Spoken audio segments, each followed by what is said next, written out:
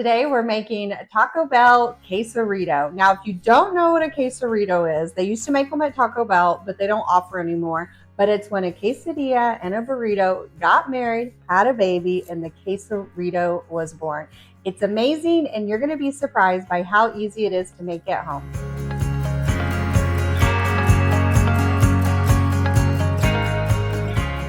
Hi, my name's Christina. I'm with eatingonadime.com. If you're new to our channel, my sister Carrie and I are on a mission to help families eat at home on a budget. And if you've been following us for a while, you know that we love a good copycat recipe, especially when it's not available anymore.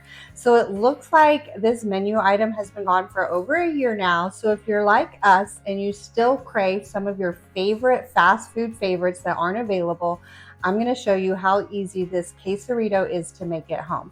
And just because we love copycat recipes so much, we made our own digital cookbook. I have linked that in the description below, as well as today's recipes, so make sure that you try that out.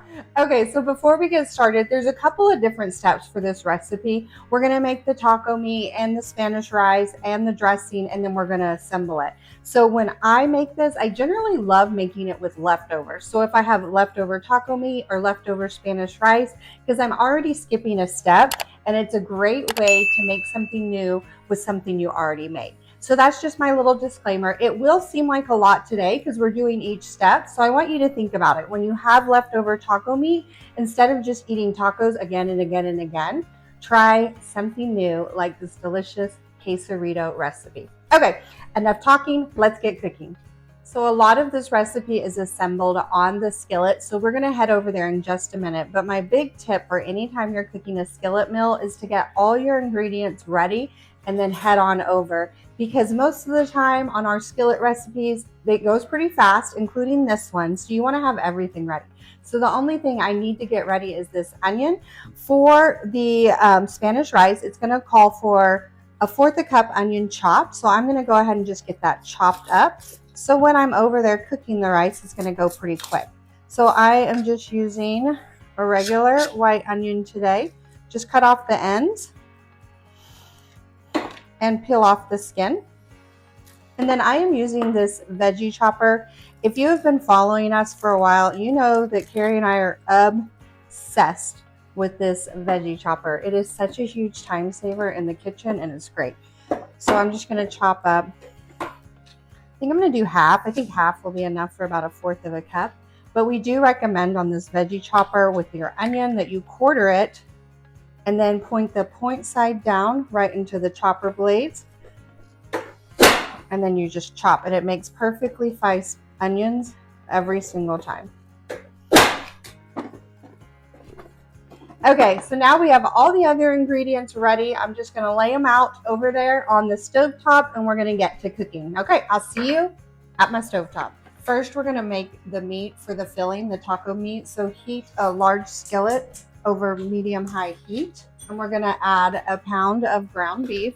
I am using lean ground beef today. You can definitely use your favorite or use ground turkey or ground chicken if you prefer. I love this meat chopper.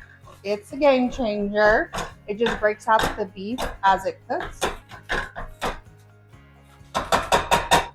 So we're just going to cook that until it's brown and cooked through. Cook it until it's brown and no longer pink. If you have any excess grease in your skillet from your beef, go ahead and drain it at this time. Mine is looking pretty good because I used lean ground beef. Then we are going to add in 1/4 cup of water and 2 tablespoons taco seasoning. You can use store-bought or homemade, whichever you prefer. And you just want to stir to coat that meat in the liquid and the seasoning, and just cook it for a few minutes to really combine those flavors. Okay, it's been cooking for a few minutes now, so you just want to go ahead and remove it from the heat while we prepare the rice. Okay, so I just moved the beef to a separate pan because we're going to mix this all together, so it's okay if the flavors overlap a little bit. So go ahead and heat the pan back up and add a little oil to the pan, and you just want to heat it on medium-high heat. Now we're going to make the Spanish rice. Now we're going to add in the diced onions that we diced when we were prepping, And you're just wanting to cook these until they are nice and soft and tender. This is gonna be for the Spanish rice. So it usually takes about 3 to 5 minutes. You just wanna wait until the onions are translucent so you can kind of see through them a little bit. Once the onions are nice and soft, these look great, we're going to add in the rice and saute it for a few minutes as well. You just want to brown the rice slightly, and this really adds a ton of flavor to the Spanish rice. So I just mix it in with the onions and with that oil, and then watch it closely. So don't abandon it at this point. Because the minute it starts to brown, I'm going to turn it down a little bit, we're going to add in that chicken broth. So we do not want it to burn, so you want to watch it closely right here. Once the rice starts to brown, add in chicken broth. Add in some salsa. Everybody say hi to Rosie. You can hear her in the background talking to you guys. Add in garlic salt and cumin. So you want to stir all these ingredients together to thoroughly combine it. It should start boiling pretty quickly because your pan is hot. Looks great already.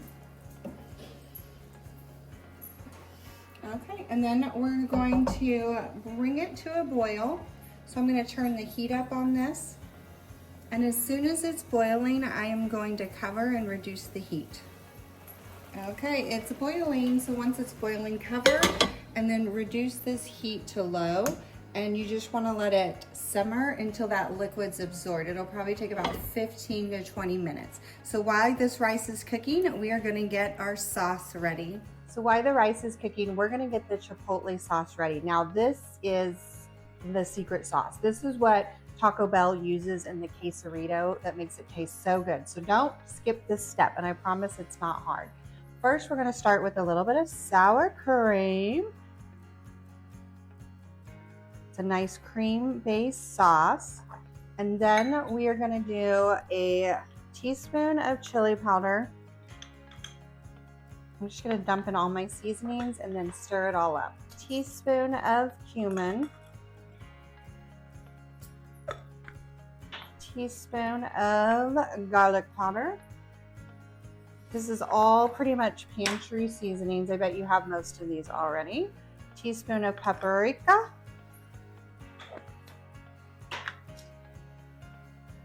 And then a little salt.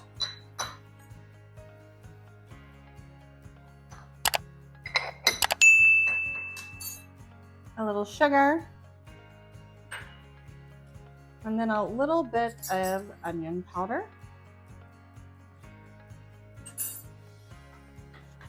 And then you need the Chipotle sauce. So the Chipotle sauce we get in a can of Chipotle peppers. You want to get the can that says in Adobo sauce because it's the Adobo sauce that we're worried about and that we want for this recipe. So go ahead and open the can, and you want to get just the sauce. We need 2 teaspoons of it. I'll take this lid all the way off here. Woo, splash.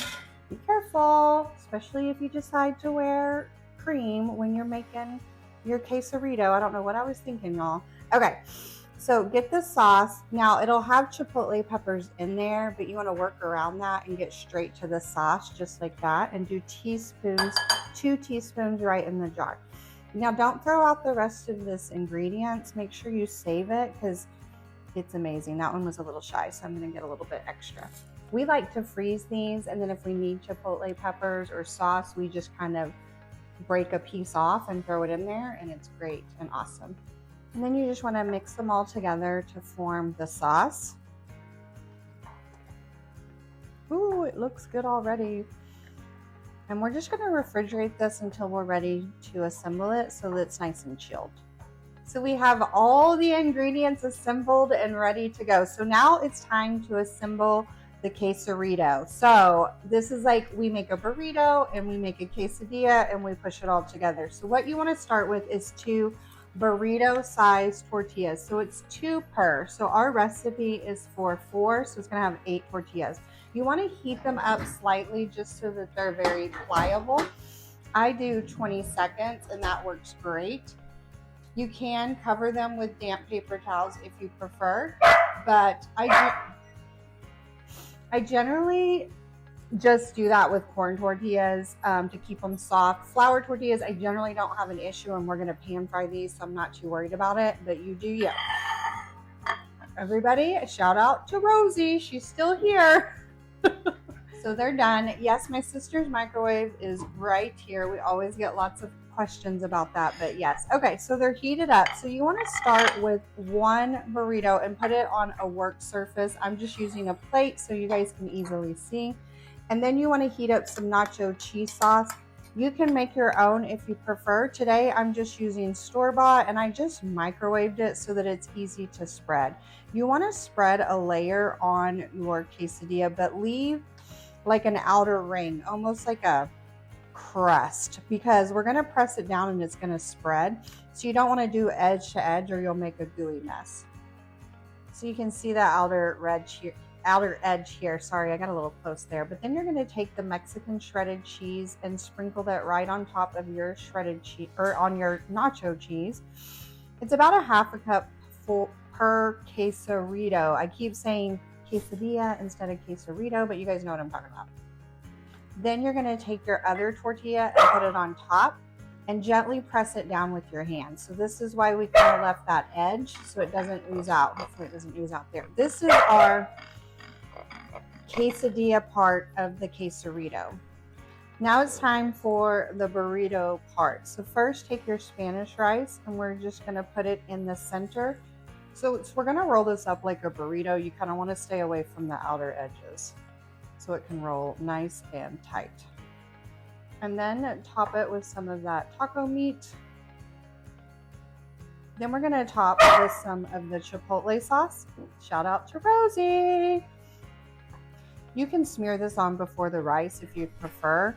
I just like to put it on top so I can control how much is getting in the burrito. And then in true Taco Bell fashion, we're going to put a little sour cream in there as well. Now you just roll it up like a classic burrito. I put the sides in, fold over one side. Oh, he's big. We were taking bets whether or not I'd be able to close it, and fold it over. Okay, it's all assembled. Now we're going to take it back to the skillet and we're going to pan fry it. So this is what really gives it its wow factor, so don't skip this step. Now when I make these at home, I like to kind of lay it out and everyone can assemble their own so they can kind of cater it to the way they like it if they don't want the Chipotle sauce, all of that, and it works great. And then we're just going to go pan fry it up and it'll be ready to enjoy. Once it's been cooking for a few minutes, just be real careful because they're big and you want to flip it and cook the other side for a few minutes as well until it's nice and golden, just like that. Once the other side is cooked through, you want to take it off and let it set for a little bit to cool down, and then it's ready to serve. And then it's ready to enjoy. So they're pretty good size, so I like to cut them in half before serving, because me personally, I can only eat half of this. It's very filling, but I know my husband could eat a whole one. Look at all that yumminess in there. So like I said before, these are very filling. So when I make these, I usually just serve them as is because they're so filling. You could make some delicious chips or dip or salsa, and that would be great as well. But it's amazing and awesome. Do not forget, guys, I've linked this recipe in the description below, as well as our copycat cookbook. So if you love copycat recipes, make sure that you check that out. Also, don't forget to like, subscribe, and comment so you don't miss any more of our easy, delicious recipes. And until then, it's dinner time, so I will see you guys next time in my sister's kitchen. I cannot wait to try this.